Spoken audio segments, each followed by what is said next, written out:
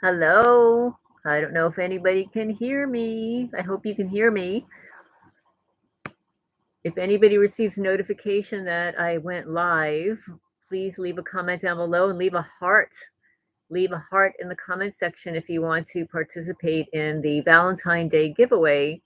So far, I have 18 people. I think I've got 18 people. Might be 19. Let's see. I'll tell you in a second. Now I've got 19 people who have placed hearts in the comment section and are now going to be part of the giveaway. But I wanted to go live because I have no storage left in my phone to record a video. So I wanted to give an update and thank you everybody who watched the video on my chicken coop glass being broken, intentionally broken. There was some person that left a comment, and I can understand how somebody would think that, oh, a bird did it, a bird flew into it. Well, actually, what happened was I had been in and out of that building about 4 times since the morning.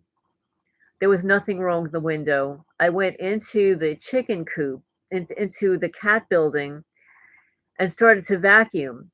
And the birds, most of the birds were in the outer field, and then in the front field, and then some of the birds were actually right in front of the nonprofit building because when I go in there, they know that I'm feeding the cats or taking care of the cats, and they think that I'm going to bring out food for them. So some of them were around the building, but there were no birds anywhere near either one of the chicken coops.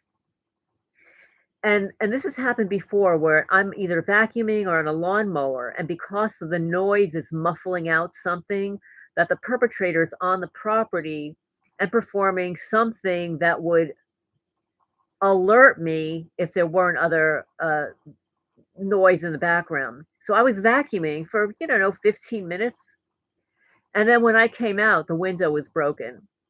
And this has happened before. I've been on my riding lawnmower in the summertime, come back in, and that was when they actually drilled holes in the new chicken coop doorstep, drilled holes. So I see that there are 3 people that are listening. And what I will say is, a Gorilla Boy, I know that you have stated that you will be videotaping and copying my live streams. You do not have permission.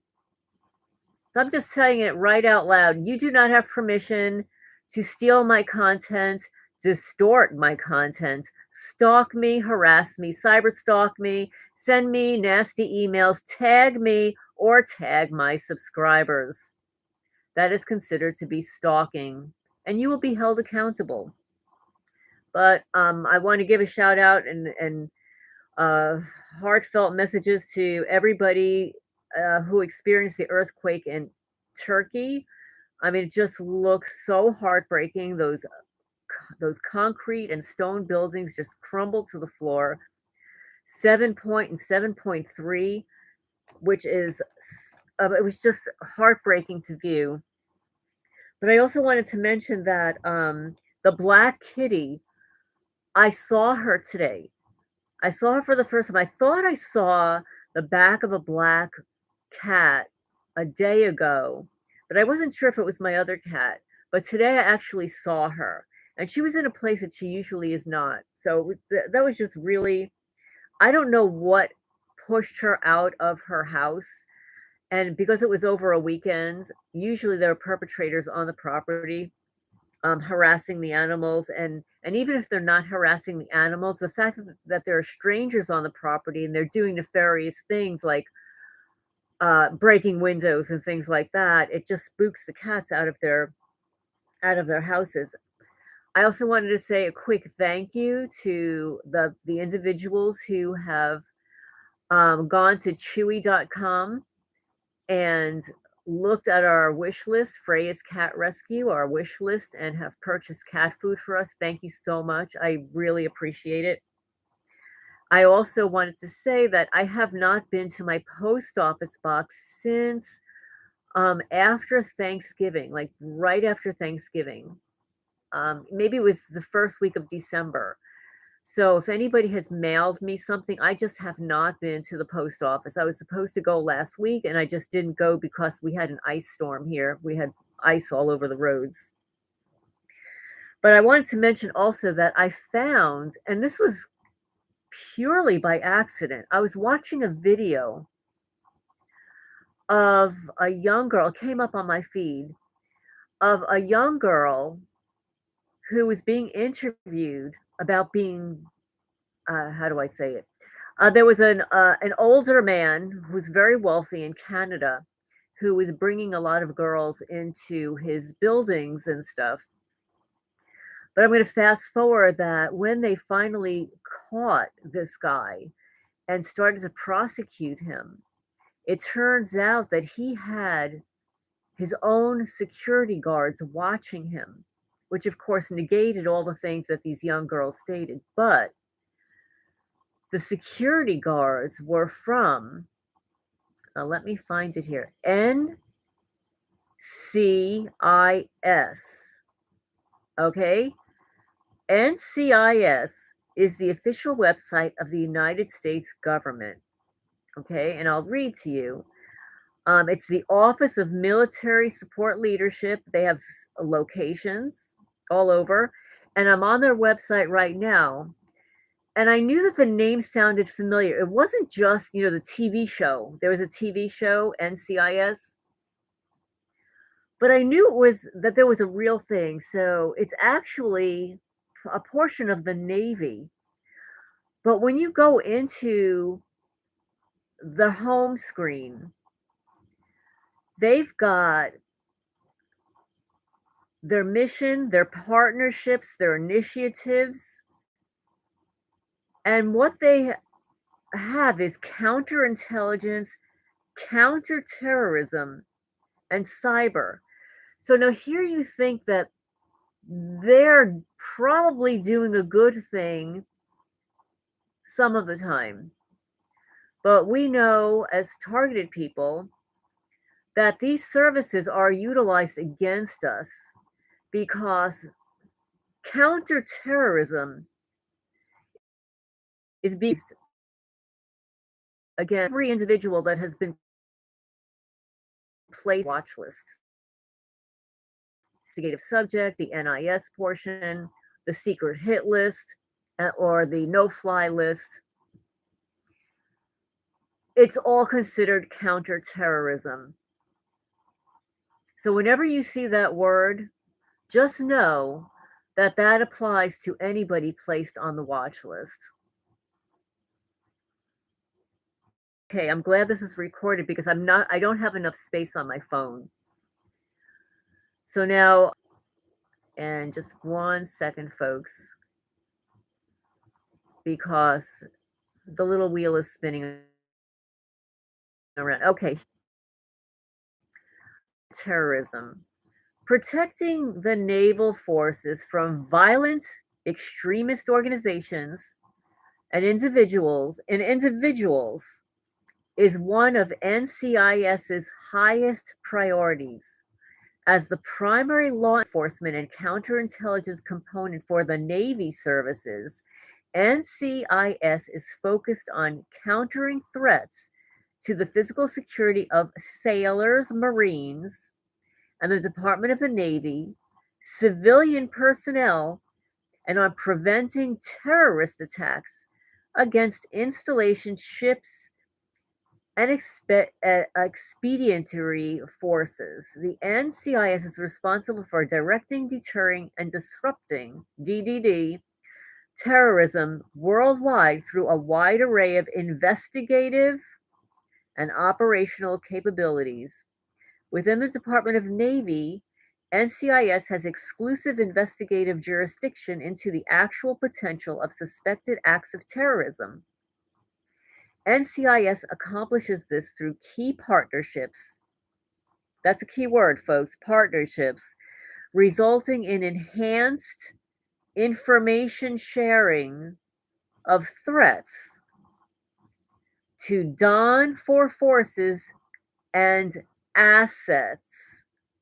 Offensive operations aim at identifying and interdicting terrorist activities. In defensive operations, NCIS supports key DON, capital DON, leaders with protective services and performs physical security assessments of military installations and related facilities, including ports, airfields, and exercise areas to which naval expeditionary forces deploy. Now they have a cyber department. Criminals each day are seeking to infiltrate online networks used by sailors, Marines, and the Department of the Navy personnel through hacks and malicious code, or they're combing through social media sites for personally identifiable information to exploit. Even criminals whose crimes aren't committed online are leaving behind critical information of evidentiary value on their cell phones, computers, and tablets. As more business, government, and social activities are conducted online, NCIS Cyber is responding to meet criminals where they operate, in cyberspace. NCIS special agents, computer scientists, investigative computer specialists, intelligence specialists, and contractors use NCIS cyber capabilities to disrupt, deter, and mitigate criminal, terrorist, and foreign intelligence threats against the DON by providing full spectrum investigative and operational activities in the cyber domain. 2, coordinating with law enforcement and intelligence agencies in the US and abroad. 3, conducting electronic media forensics. 4, tracking developments and trends in malware, phishing, and other computer intrusions. 5, countering cyber actors targeting data for exfiltration. In today's cyber threat environment, it is impossible for a law enforcement organization to combat cybercrime alone. To keep pace with emerging threats, technology, and cyber trends, NCIS Cyber maintains strong relationships with local, state, federal, and foreign law enforcement and intelligence agencies, as well as industry and academia through partnership programs, subject matter expert exchanges, and capacity building initiatives. Well, that's a mouthful, folks, huh? And if you think about how they may be able to utilize this against a targeted person who's been covertly placed on a watch list, you can see how this could be extremely efficient. I'll use the word efficient. But I hope everybody is doing well. I know this was very impromptu. Again, I didn't have any room on my phone to record, a video.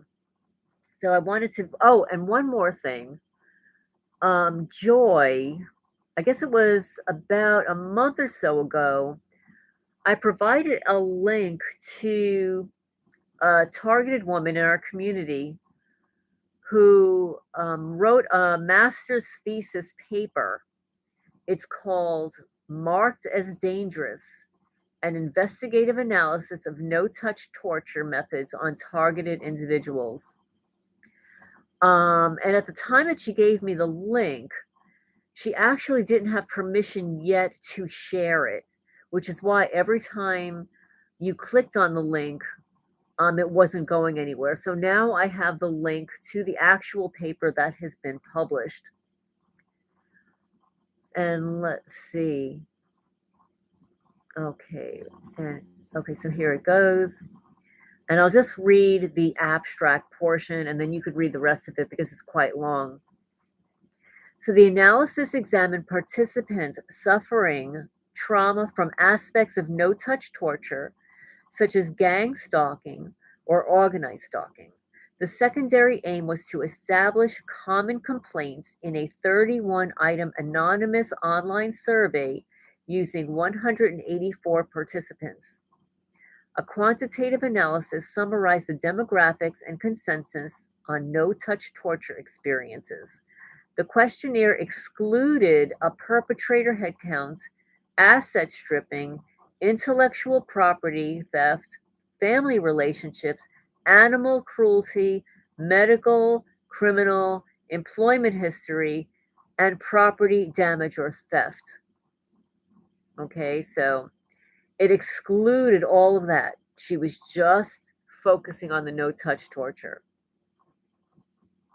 She said the primary responses covered 40 US states and 33 countries, mainly of non-political single. Oh, there's a typographical error. Yes, single white women between the ages of 45 and 54.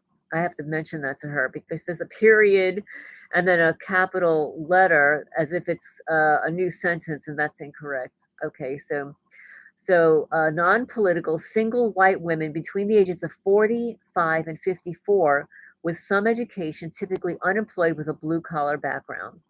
The activity occurred for more than 10 years and as early as 1964 at the hands of corrupt law enforcement and intelligence agencies.